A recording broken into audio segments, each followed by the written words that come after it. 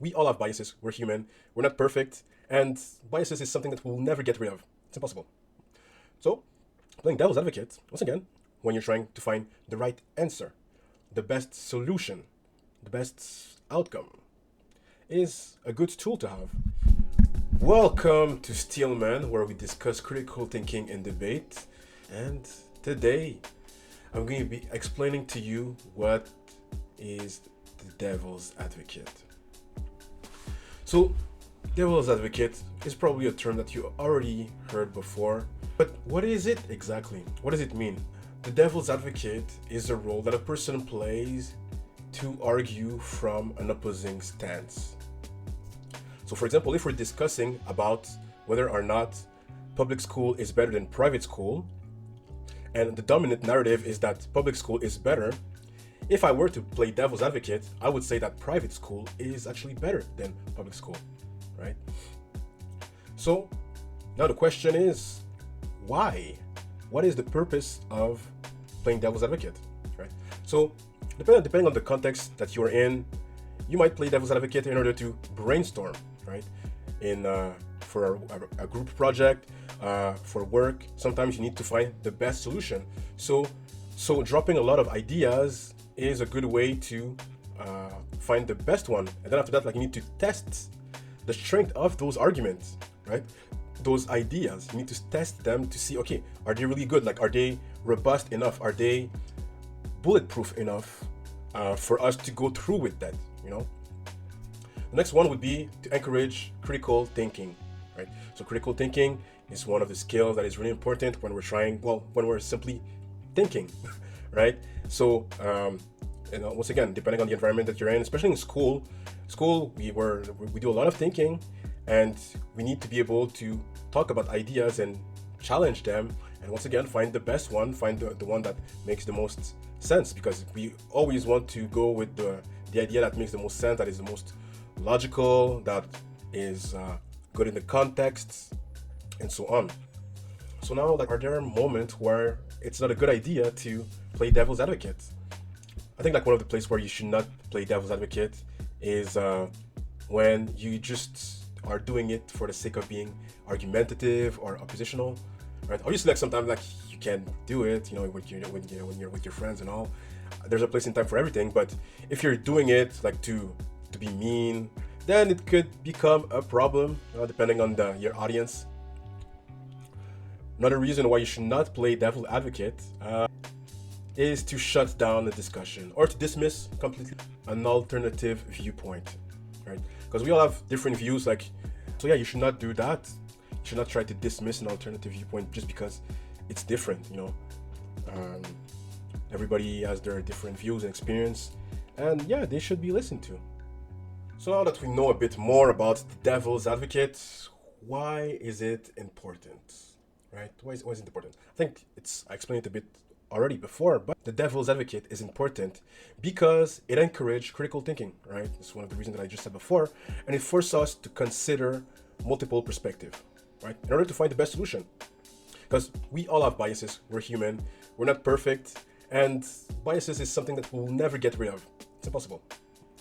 So, playing devil's advocate, once again, when you're trying to find the right answer, the best solution, the best outcome, is a good tool to have, because you can really see, well, it allows you to see everything, you know, and virtually everything, right? Obviously, you might still have like a blind spot and so on, but if you're coming from this perspective that, okay, yeah, we should try to think about everything, yeah, playing devil's advocate is always a good tool. So we can see it when people are playing devil's advocate in a discussion where there are multiple views, right? So by assuming an opposite viewpoint, we're able to simply expand the depth of the conversation, right? And it is also something that allows, like I said before, to test the strength of an opposing argument.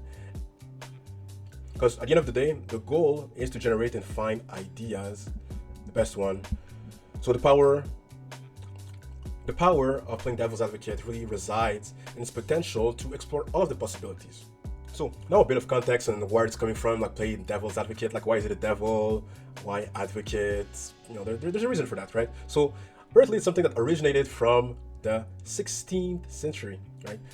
In the Roman Church. So they used in that period of time, they started to do canonization. So canonization is the process in which a deceased individual would be recognized as a saint, right? Because in the church, when we're talking about church, like there's always like this concept about this concept about hell and heaven, right? So I think this is what they're referring to, like when they talk about saint, right? So the role of the devil's advocate was to find all of the reason why the deceased person would be disqualified to be identified as a saint.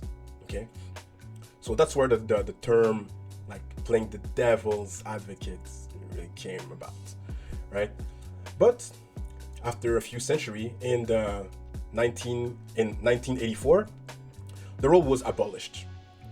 But nowadays, it's something that we, like I said before, it's something that we can still hear about, whether it's in science, in law, and a bunch of field debate, yeah. So it's a term that is widely used, and it is a term that is widely used to refer to like the idea of trying to find weaknesses or flaw in an argument or a proposal, right? And all of this, once again, in order to help strengthen or make it more resilient to criticism, right? So, simple example, you're about to propose something to your boss, and before talking to your boss, you want to talk to your coworker who has a good understanding of the problem, and you ask him, okay, is this a good idea? You present it to him and all, and he tells you, okay, well, perhaps you should work on that. He gives you like a bit of criticism, to try to find the flaws, the weaknesses in the argument, taking it from like an opposing view. And after you have gone through that process with your coworker, then you can go to your boss and say, okay, like you remove like all of the bad, the weak argument. You have removed all the weak arguments, and now you're ready to present it to your boss. Like the finished product.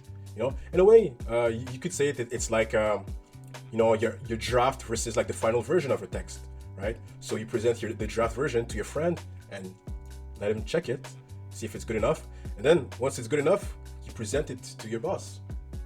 Simple example. When we are talking about playing devil's advocate, there's always this, I think there's this negative connotation. Perhaps it's because of the word devil, perhaps we often use it with the word playing, but sometimes people think that it's to either like make fun of them,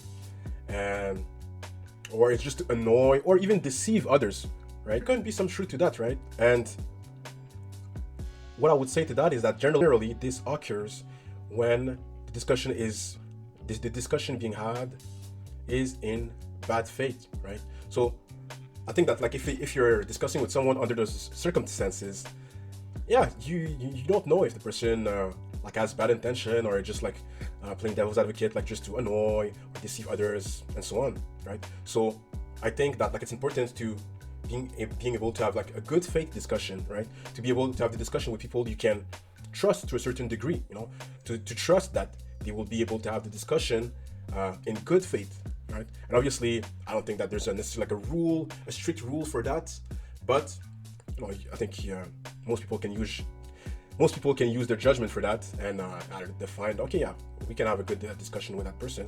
That person is a good person and so on, right? So yeah, definitely there is an argument to be made that, oh yeah, people can play devil's advocate like just other people. And to be fair, I do it sometimes, but it's something that I do with my friends.